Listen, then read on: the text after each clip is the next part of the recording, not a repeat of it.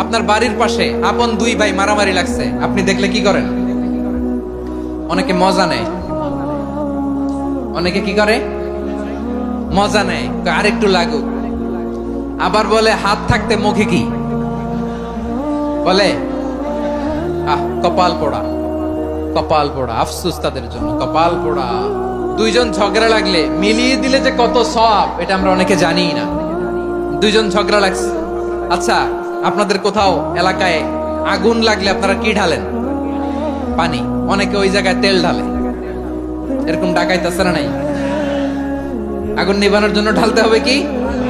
একদল এখানে কি ঢালে? আল্লাহ তাআলা এরকম মাইন্ডসেটের মানসিকতার হওয়া থেকে আমাদেরকে তুমি বাঁচাও। ঝগড়া লাগলে মিলিয়ে দিবেন। কি করবেন? দুইজনের মধ্যে দেখলেন যে সম্পর্ক খারাপ, একজনরে বললেন, ভাই সে তো ওই দিন আপনার ব্যাপারে অনেক প্রশংসা। কি আমার ব্যাপারে প্রশংসা? তার সাথে তো আমার মারাত্মক সম্পর্ক। কি বললো? এই বললো আপনি নাকি এই করছেন ওই করছেন, অনেক প্রশংসা। লোকটার মন খুশি হয়ে যাবে তার ব্যাপারে, ঠিক কিনা? আবার তার সাথে যার ঝগড়া, ওরে যে বলুন, ভাই ওই দিন তো সে আপনার অনেক অ্যাপ্রিসিয়েশন করলো, অনেক।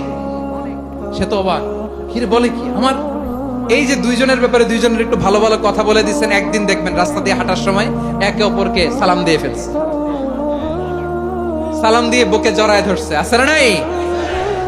আবার মিলমিশ হয়ে গেছে। কিন্তু আমাদের স্বভাব হইলো, দুই প্রতিবেশী যদি একসাথে বসে একসাথে হাঁটে, দূর থেকে দেখলে আমাদের জ্বলে, আছে না নাই?